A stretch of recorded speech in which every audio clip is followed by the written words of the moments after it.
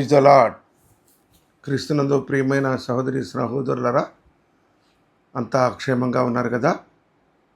ప్రభు అనుభవించిన శ్రమలలో భాగంగా ఈ ఉదయకాలము తనను తాను అప్పగించుకొనుట అనే అంశాన్ని ధ్యానించుకుంటాం. ఆయన తనను తానే ఎలా అప్పగించుకున్నాడు? యోహాను సువార్త 18వ అధ్యాయం 1వ వచనములో, కెద్రోను వాగు దాటిపోయాను, అక్కడ ఒక తోట ఉండెను, దానిలోనికి ఆయన శిష్యులతో కూడా వెళ్ళెను.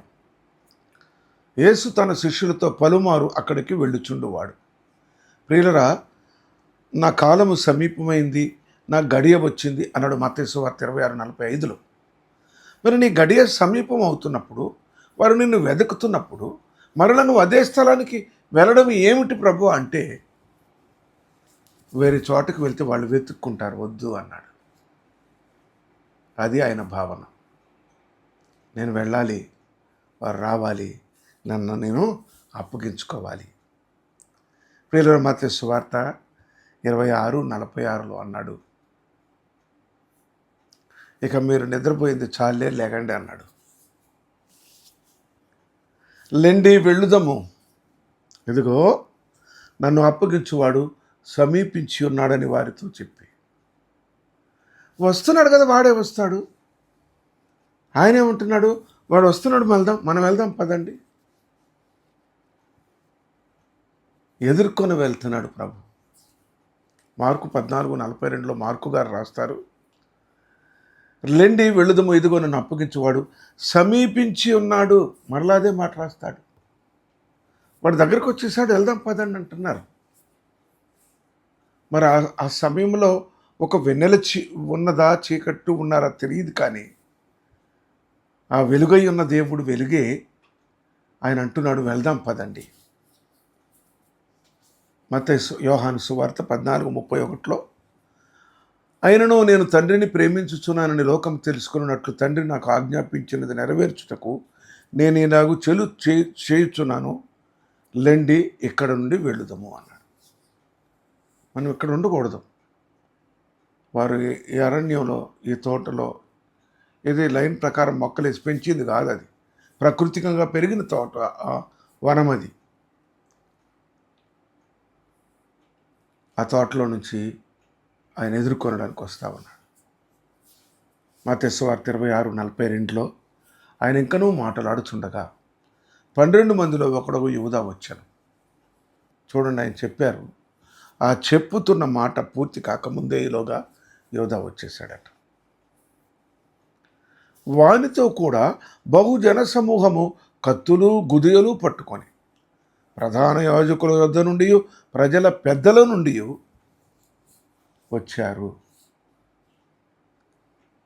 వారిని తీసుకొచ్చాడు.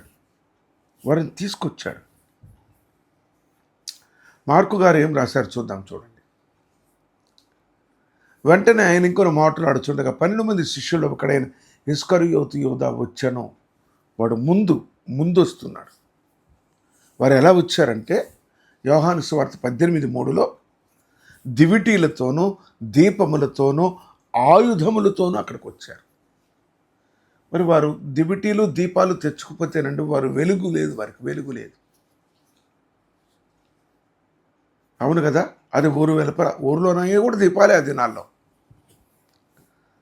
12 మందిలో ఒకడగు ఇస్కరియోతు యూదా ప్రధాన యాజకులతో ముందే చెప్పాడు, అప్పగించే బాధ్యత నాది అని. యేసు ప్రభు ఏం చేశారంటే, నిలబడి ఉన్నారు, మాట్లాడుతూ ఉన్నారు. ఇస్కరియోతు యూదా ముందుకొచ్చి నిలబడి ఉన్నాడు. మిగిలిన వాళ్ళు ఏం చేస్తున్నారంటే, వెతుకుతున్నారట. యోహాను రాస్తూ 18వ అధ్యాయం 4వ వచనంలో, యేసు తనకు సంభవింపబోవునవన్నీ ఎరిగిన వాడై వారి వద్దకు వెళ్ళి, మీరెవరిని వెతుకుతున్నారని వారిని అడిగాను. ఈ మాట ఆశ్చర్యం కలిగించే మాట ఇది. మీరు ఎవరిని వెతుకుచున్నారు అన్నప్పుడు వారు ఏమన్నారంటే, వారు నజరేయుడైన యేసునని ఆయనకు ఉత్తరం ఇయ్యగా, యేసు ప్రభువును వెతుకుతున్నామని యేసు ప్రభువుకు చెప్తారేంటండి? నిన్నే వెతుకుతున్నామయ్యా, నీ కొరకే వచ్చామని చెప్పాలి కదా. ప్రియ సహోదరి స్నేహితుడా, ఆయనకు వ్యతిరేకమైన ఆలోచన ఆ దుర్మార్గత హృదయంలో ఉన్నప్పుడు ఆయనను వారు చూడలేకపోయారు, గుర్తుపట్టలేకపోయారు. అందుకే ఇస్కరియోతు యోధ అన్నాడు, మీరు వచ్చినా పట్టుకోలేరు, మీకు కనిపించినా మీరు గుర్తుపట్టలేరు. అదేంటంటే శిష్యులు ఆయన కలిసి నిలబడి ఉన్నప్పుడు అందరికీ ఒకే ముఖం ఉండదు కదా. పోనీ పేతురు, యాకోబు, యోధ ఎవరైనా కానివ్వండి, వాళ్ళు భిన్నంగా ఉండాలి కదా ఆయన ముఖం. పోనీ ఆయనే ఎదురొచ్చి మీరు ఎవరిని వెతుకుతున్నారంటే యేసును వెతుకుతున్నారు అన్నారు. ఆయన ఏమన్నాడంటే నేనే. ఆయన నేనే అని వారితో చెప్పగా వారు వెనుకొక తగ్గి నేలను పడిరి. యేసుక్రీస్తు ప్రభువుకు వ్యతిరేకంగా ఏ ఆయుధము వర్ధిల్లదు, ఏ ఉపాయము పనిచేయదు. ఆయన తనంతట తాను రిక్తునిగా మార్చుకొని తను తాను అప్పగించుకుంటేనే తప్ప ఆయనను సమీపించలేరు, చూడలేరు, పట్టుకోలేరు, ఏ గాయము చేయలేరు. మరలా ఆయన మీరు ఎవరిని వెతుకుతున్నారని వారిని అడిగాను. అందుకు వారు నజరేయుడని యేసునని చెప్పగా యేసు వారితో నేనే ఆయనని చెప్పితిని గనుక మీరు నన్ను వెదకుచున్న ఎడల వీరిని పోనీయుడి అని శిష్యులకు వదిలేయండి, వారు పరిగెడతారు, భయపడతారు, పారిపోతారు. దాదాపుగా వయస్సులో సమకాలీనులైనప్పటికీ వారిని ఒక చిన్న పిల్లల్లాగా ప్రేమిస్తున్నాడు ప్రభు. ప్రియులారా,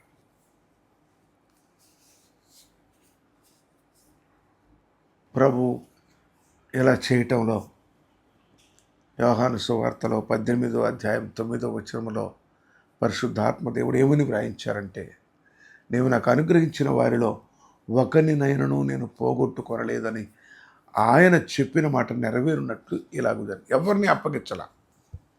మీకు కావాలంటే ఈ పేతురుని పట్టుకెళ్ళండి, లేకుంటే ఇదిగో ఈ తోమాను పట్టుకెళ్ళండి అనలేదండి.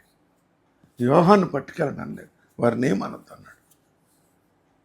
అసలు మీరు ఎందుకు వెతుక్కున్నారు, నేనే కదా ఆయన అన్నాడు. ఆ రీతిగా ప్రభు తనను తను అప్పగించుకొని ఆ యొక్క ప్రియుల దుర్మార్గుల చేతిలోనికి వెళ్ళినప్పుడు వారి మీద పడి పట్టుకున్నారు. ప్రార్థన చేసుకుందాం.